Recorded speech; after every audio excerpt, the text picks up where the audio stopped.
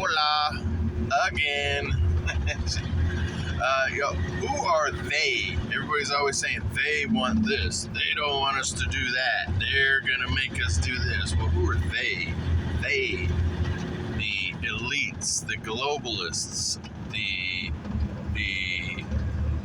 I don't know what the percentage is, less than 1%, the tiny percentage that hold all the wealth. Who are they and what do they want? All that shit. Well, after this, I'm going to do one about secret societies, because secret societies have a big influence on them. They, all that.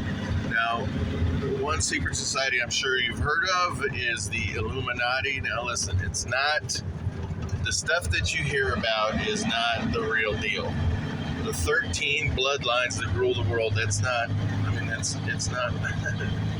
The Illuminati is a real thing, right? And Adam Weishaupt started it back in 1776, blah, blah, blah. And now the Illuminati still does exist, and it is, some pretty powerful people. But look, they run Hollywood and the music industry. And that's kind of the end of the Illuminati thing. But if you start looking up stuff on Google or whatever, you're going to find a list of the 13 bloodlines, right? It's the Kennedys, the Onassis, the Disney, the Hines family. And these are very powerful families. But that's not the people that own the world. That's not the people that own BlackRock and Vanguard and all that. There's a good series. But there's a series on Netflix called The Borgias, and it kind of shows the inside deal of the church during the 15th century, whenever the Reformation and all that stuff was, because it was the Dark Ages. We had 1,000 years of Dark Ages, and then the church kind of got blown out of the water. It was Martin Luther wanted to publish a version of the Bible in the language of the people, because the church was taking advantage and was charging people for prayers and was giving them, misinterpretations of the scripture in order to control and manipulate people. There was just a lot of abuses of the church. But the Borgias shows the political aspect. When one pope dies, they got to elect another pope, right? So they have the cardinal of bishops kind of get together and they vote in a new pope. And they have that big ceremony. We watched a little puff of smoke come out the Vatican chimney. If it's white, they've chosen one. If it's black, they haven't, or whatever it is. Something like that. Let's see if I can pass this guy. So the Borgias kind of show that when that Pope died, it wasn't about the most spiritual person or the most enlightened or the most scripturally educated guy that became the new Pope. Woo-hoo-hoo-hoo! Fun road here. It was all political.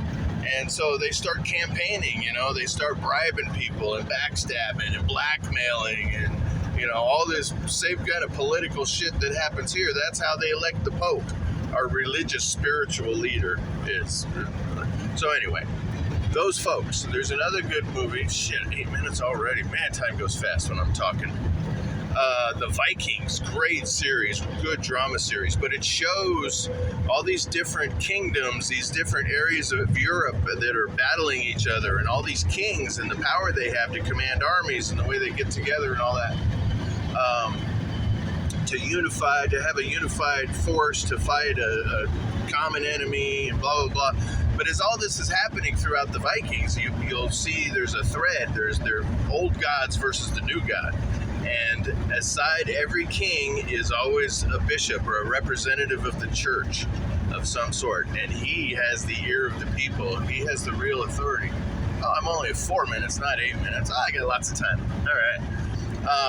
So no matter what the king wants to do, if the king is doing something that's ill-advised by the church, they have the ear of the people. They have the influence. And so the true power is not with the crown. The true power is with the church influencing the crown. And many kingdoms and empires have had religious or mystical advisors that help them make decisions. But anyway, they were the kingmakers. They decide who is allowed to war with who and who can do this and that. They decide who distributes the wealth. And those two shows illustrate that very well. The Borgias, you see how the kings go to the church for permission to cross this country and do this thing. And anyway, that was a point in the world when they were redrawing lines and establishing different nations and kingdoms and all that. And while all this is going on, this is where all the wealth was kind of distributed. And this is a very oversimplified version of the story, but it's the families, the 13 bloodlines, if you want to look at it that way. It's not the Illuminati, but there is a handful of bloodlines that do control everything. It's either a bloodline, it's either royalty or clergy. The royal bloodlines, the blue bloods, or the members of the church who are given the authority, the power to control wealth of nations. And so the names that are the real wealth are names like Orsini, Aldobrandini, Borgia. These are big families, some of them Spanish, some of them Italian, but the roots of the wealth, dang it.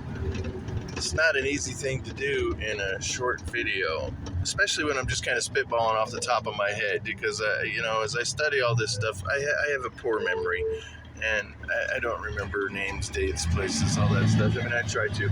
It takes several, I have to hear something like 3 times before it really registers, and so, anyway, I'm just babbling, wasting time.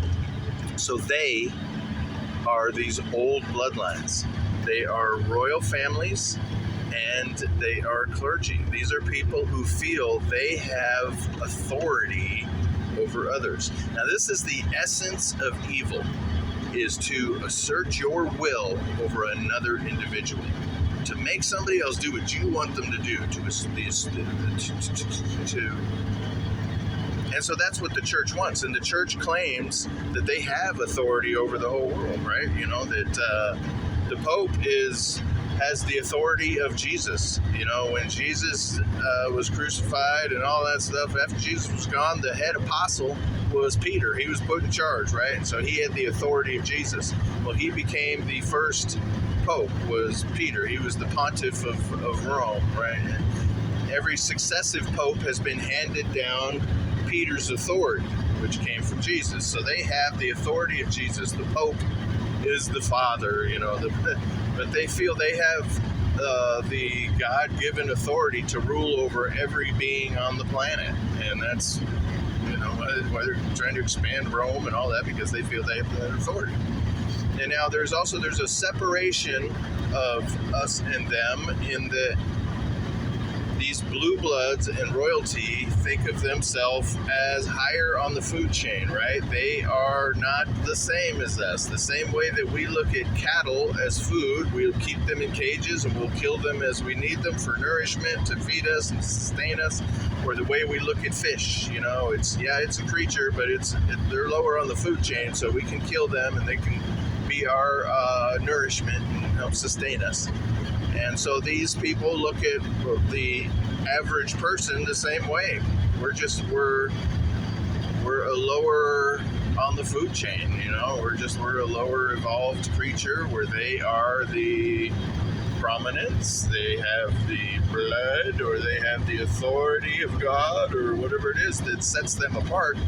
But yeah, they look at us as different beings, and so it's okay to make us sick or keep us in the dark and in poverty and hungry and all that stuff, because we're not the same as them. We're animals, just like we farm chickens, you know. They're in tight little quarters and they have no life. They're not free range. industrial farms that raise those chickens for us, and we don't care if it's humane. It's the same way they look at us, the rich folks. 10 minutes. All right, so long.